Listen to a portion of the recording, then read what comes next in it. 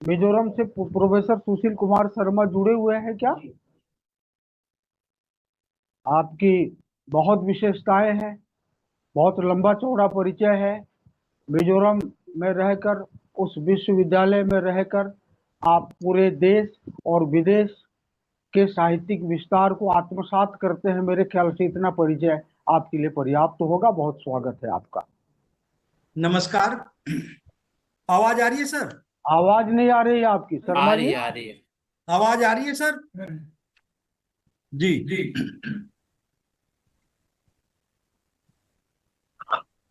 Doctor mean Ketan प्रधान जी, संस्थापक, विश्व हिंदी अनुष्ठान रायगढ़।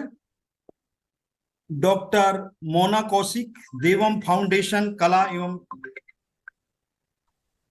संस्कृति संस्थान बुल्गारिया।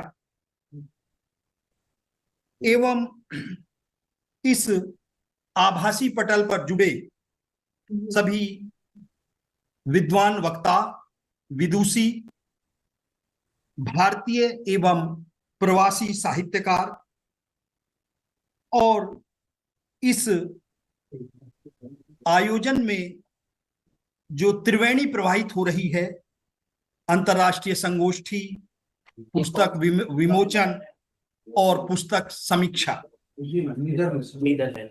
इस कार्यक्रम के मुख्य अतिथि डॉक्टर विनय पाठक जी, कुलपति, केसरीलाल वर्मा जी। मुझे विषय दिया गया है ऋतु शर्मा की कृति नीदरलैंड की चर्चित कहानियां। डॉक्टर ऋतु शर्मा नन्नन पांडे द्वारा विरचित है और यह कहानी संग्रह आइसेक्ट पब्लिकेशन भोपाल से 2024 में प्रकाशित हुआ है। इस संग्रह में 13 लोक कथाएं हैं, जिनमें हमारे पूर्व वक्ता दिनेश माली जी ने उनके कथ्य पर प्रकाश डाला, जिनमें समझदार आनतुन, जादुई पत्थर, चुहिया की शादी, नखरीली सुई, बिन बुलाए मेहमान, खिलडन की आत्मकथा, भूतिया हवेली और यान के चीले, खाऊं ओले बोल, कुबड़ा, जादुई घोड़ा, बुद्धिमान गधा, लकड़ी का संदूक, समझदार किसान। ये कुल 13 लोक कथाएं हैं। और जैसा कि हम लोग जानते हैं कि लोक साहित्य लोक का आईना होता है और डॉक्टर ऋतु शर्मा ने भारत से जाकर के नीदरलैंड की जो भाषा है, डच भाषा, और जो वहां की अन्य भाषाएं हैं, उन भाषाओं का अध्ययन किया और एक अनुवाद के माध्यम से डच भाषा का जो साहित्य है, जो उनके पहली उपन्यास, बाल उपन्यास का उन्होंने अनुवाद किया। क्रिस फैक्टर का जो बाल उपन्यास था, उसका हिंदी में अनुवाद किया, जानवरों का जानी दुश्मन। उसके बाद उन्होंने नीदरलैंड की लोक कथाओं को प्रकाशित कराया और उनकी जो तीसरी कृति है नीदरलैंड की चर्चित कहानियां, जिसमें 13 कहानियां हैं, और उन्होंने समर्पण में ही अपने पति और बेटियों को ये पुस्तक समर्पित की है। दिनेश और उनकी जो बेटी प्रशंसा और विदुषी है, और दिल्ली से रहते हुए भारतीय अनुवाद परिषद से अनुवाद डिप्लोमा करते हुए जनसंचार में पीएचडी की, और इस तरह से विवाह के पश्चात वो वहां पर स्थायी रूप से निवास कर रही हैं। और हम जो भारतीय या कोई भी विदेशी है, वो शिक्षा या व्यवसाय या अवसर की नौकरी के कारण अपने देश को छोड़ करके वहां पर बस जाता है। यही हम लोगों जो प्रवासी है उन लोगों की स्थिति है। और ये वहां पर वहां की भाषा, संस्कृति, साहित्य से जुड़ करके वहां के साहित्य को भारतीय भाषा में अर्थात हिंदी में उसका प्रचार प्रसार कर उसका प्रकाशन कर रही हैं।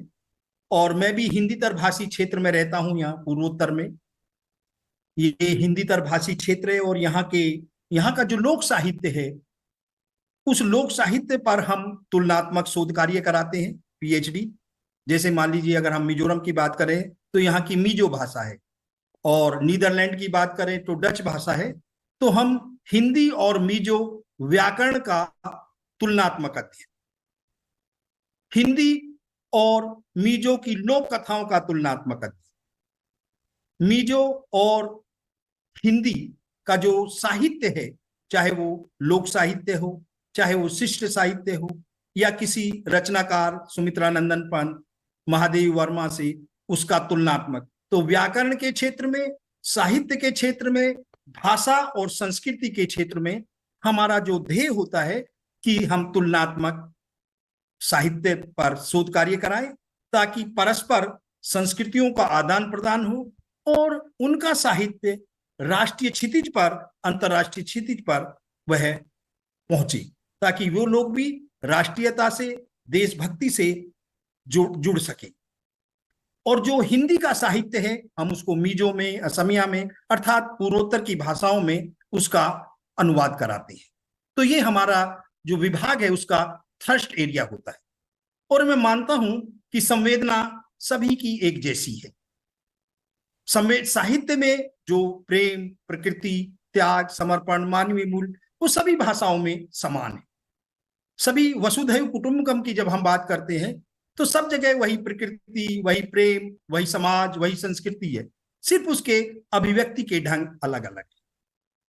हमारे यहाँ भी जैसे साहित्य में हम लोग बात करते हैं तो इन्होंने वहां की संस्कृति को आत्मसात कर, वहां के साहित्य को प्रचार प्रसार कर और उसका भारतीय संस्कृति और नीदरलैंड की संस्कृति का क्या साम्य है, क्या वैषम्य है, और किस तरह से हम डच अर्थात नीदरलैंड के साहित्य को हिंदी में, भारतीय भाषाओं में उसका प्रकाशन कर सकते हैं, और भारतीय भाषाओं के साहित्य को किस तरह से हम नीदरलैंड की भाषाओं में अनुदित कर सकते हैं। क्योंकि आज का जो युग है वह विश्वग्राम की परिकल्पना है, अनुवाद की सदी है, और अनुवाद के माध्यम से ही हम एक दूसरे की भाषा को, संस्कृति को, साहित्य को समझ सकते हैं।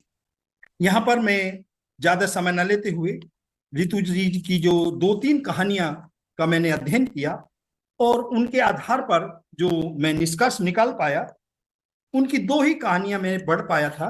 एक है बिन बुलाए मेहमान और दूसरी है खिलरन की आत्मकथा।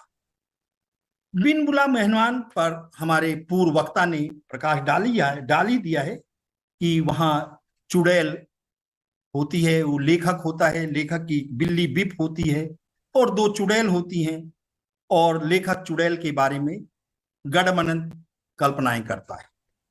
अचानक वो दोनों चुड़ैलें आ जाती हैं लेखक के घर में और लेखक से बात करती हैं। वो सोफा के नीचे चला जाता है, वो सारी घटना उसमें है। फिर उसके बाद चुड़ैल उनको खूब डराती हैं और अंत में लेखक मान जाता है और कहती है कि चुड़ैल अच्छा काम भी करती है, हमेशा सकारात्मक चीजों का ही वर्णन करना चाहिए, चित्रण करना चाहिए।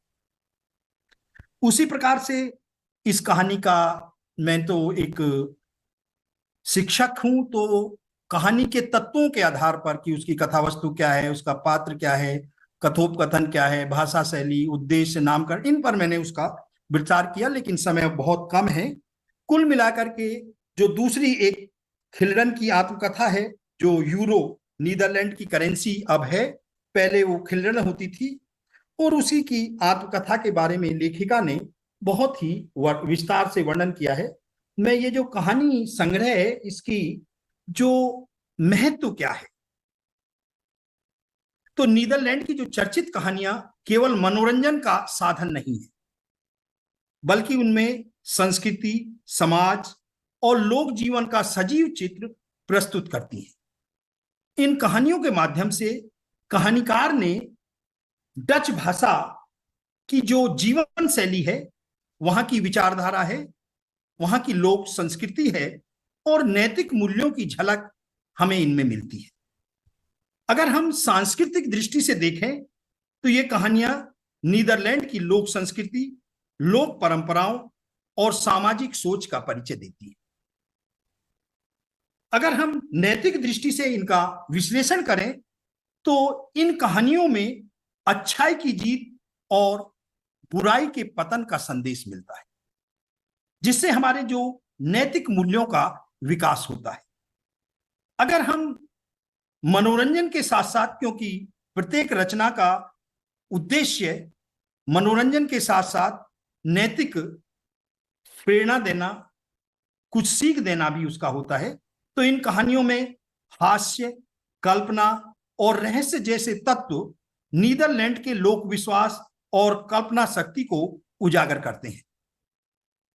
मानवीय जीवन का दर्पण रितु शर्मा की ये लोक कथाएं हैं। इन लोक कथाओं के माध्यम से पात्रों और घटनाओं में मानवीय भावनाओं, संघर्षों और संबंधों का अंतः संबंध प्रस्तुत होता है।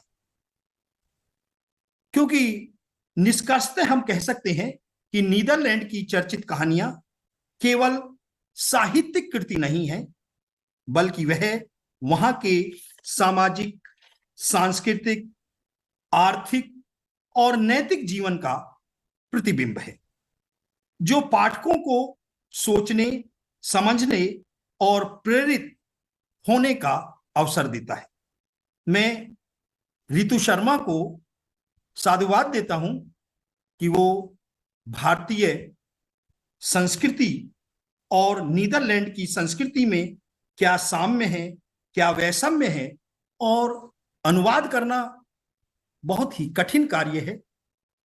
दो देशों को संवादों का सेतु, सांस्कृतिक सेतु के लिए कार्य कर रही हैं, इसके लिए वे साधुवाद की पात्र हैं। मैं इस फाउंडेशन को, इस अधिष्ठान के संस्थापकों को, आयोजकों को आभार व्यक्त करता हूं जिन्होंने मुझे अवसर दिया।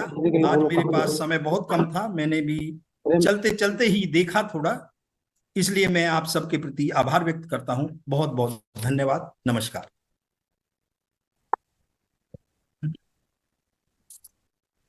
बहुत धन्यवाद प्रोफेसर सुशील कुमार शर्मा जी, आपने बहुत सारगर्भित वक्तव्य दिया। इसको विस्तार से हमको लिखकर प्रेषित कर दें तो इन सारी समीक्षाओं का पुस्तकाकार प्रकाशन होगा। एक महत्वपूर्ण बात यह है कि अधिष्ठान मूलतः शोध, प्रकाशन, वैचारिक, समीक्षात्मक कार्यक्रम अधिष्ठान का मूल उद्देश्य है। इसलिए अपेक्षाकृत हमारा कार्यक्रम दीर्घकालिक हो जाता है, जिससे कई पाठकों, श्रोताओं, वक्ताओं को कई प्रकार की कठिनाई होती है। हम इस बात को समझ रहे हैं। बावजूद इसके हम वक्ताओं से आग्रह करना चाहेंगे कि वे हमको लिखकर अपना पूरा आलेख प्रस्तुत कर दें और यहाँ वक्तव्य के रूप में केवल सांकेतिक रूप से 5-7 मिनट में अपनी बात कहें। आगामी वक्ताओं से हम यह आग्रह और निवेदन करते हैं, और वो जितना भी विस्तार से लिख कर देंगे, यदि वो हमको 50, 100, 200 पेज भी लिख कर देते हैं, तो मैं आप लोगों से ये प्रतिबद्धता दोहराता हूं, उसमें एक अल्प विराम भी हम नहीं काटेंगे, अपितु 10-20 अल्प विराम और पूर्ण विराम जोड़ते जाएंगे। बहुत स्वागत। यहाँ मंच पे विराम